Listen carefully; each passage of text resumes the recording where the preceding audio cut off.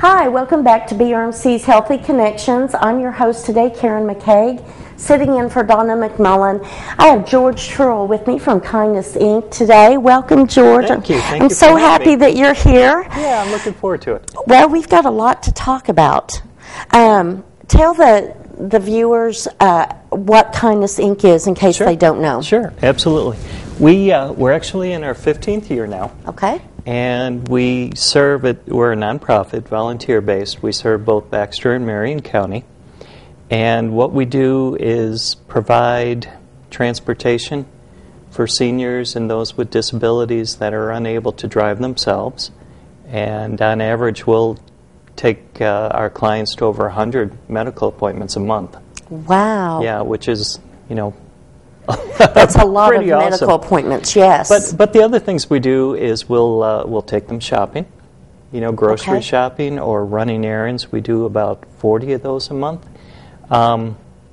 We've got some marvelous volunteers that are very skilled, and they will build wheelchair ramps for people to allow them access in and out of their home. A lot of times we'll get a call, somebody's been in the hospital, they're being released, and we're going to need a wheelchair ramp, which, we have contractors in the area that are well qualified to do that.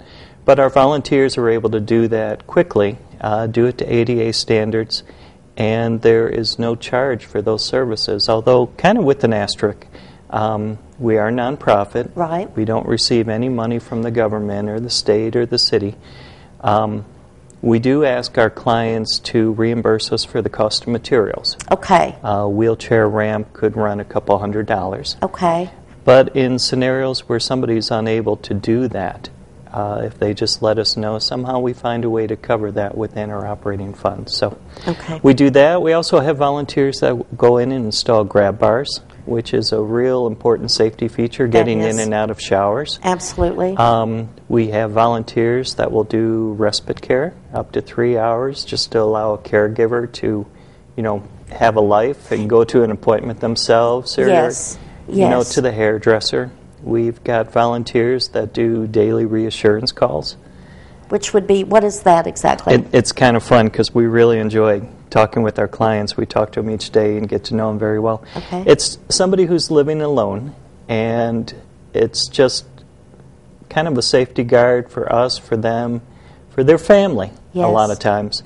Just to know that they're okay, that somebody's checking in on them. We'll let them know at a certain time.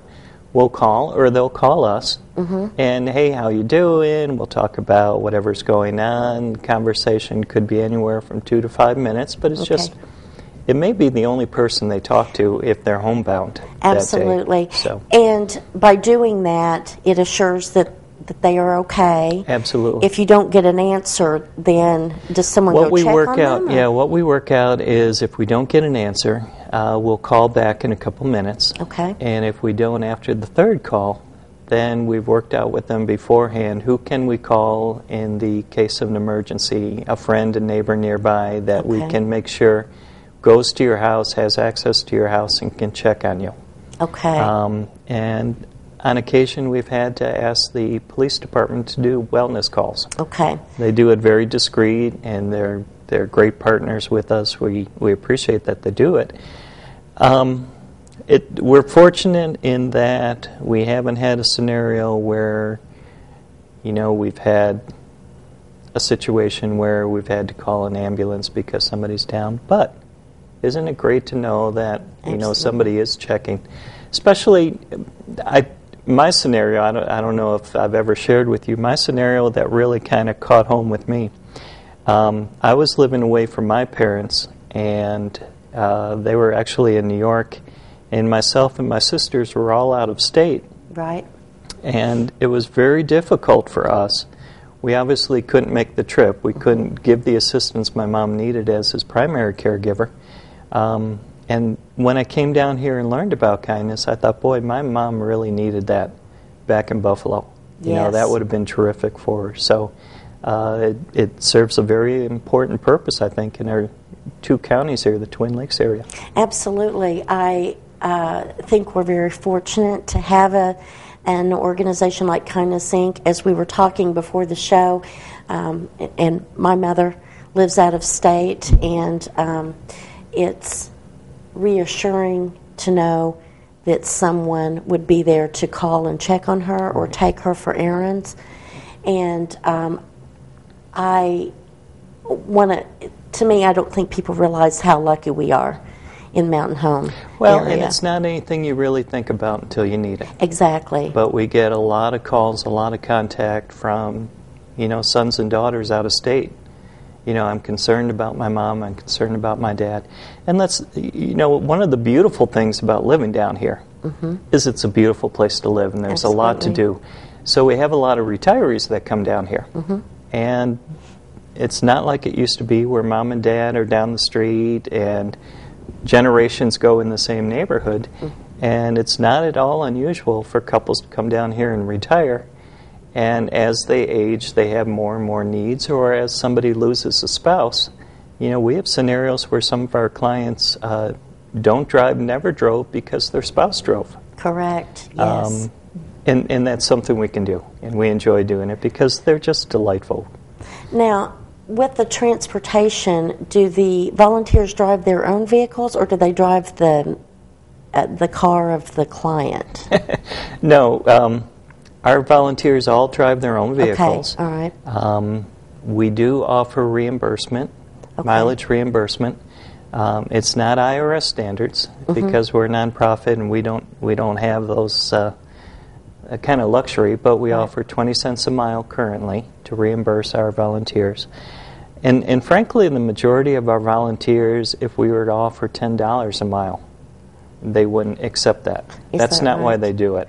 A lot of them will tell me I'm doing it because I'm able to now, and I know I'm going to need the service, in the future. That's a good point for a volunteer that is in a position to help out now, but knows that at some point they may need the service as well. And Karen, it's no pressure, but I can't tell you, probably not a week goes by when a volunteer doesn't remind me how important this organization is to keep going, because they're counting on it when they come to the point. A lot of our clients are former volunteers. Is that right? Yeah. We had a scenario, it was wonderful. We had a volunteer, and then over time she became a client, but she still wanted to volunteer. And so what she did is she took 2 or 3 of the reassurance calls. And every morning she would get up and she would call these other clients, and they would talk, and it was neat. And it was very important for her, and it was important for the clients, and it was a neat relationship how that worked out. From a case management standpoint, I'm an RN case manager at the hospital.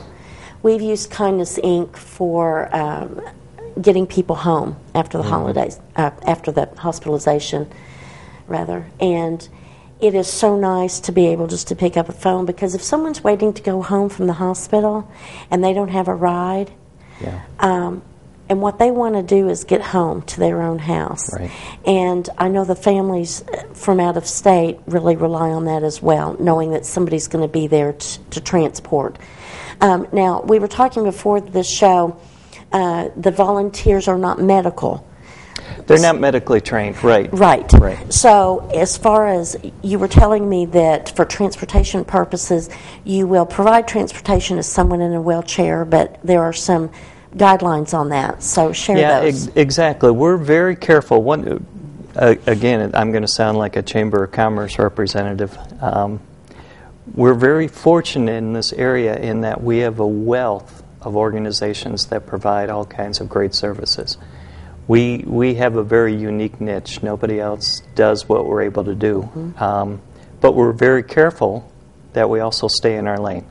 Okay. We don't try and be all things to all people. Okay. And so as we get a new client, there's an intake assessment that goes through to make sure that we're actually qualified and able to help them. Okay. And so because we don't do medical care, our respite care is non-medical. Okay. We make sure that our volunteers don't, bring medicine over to the client. Okay.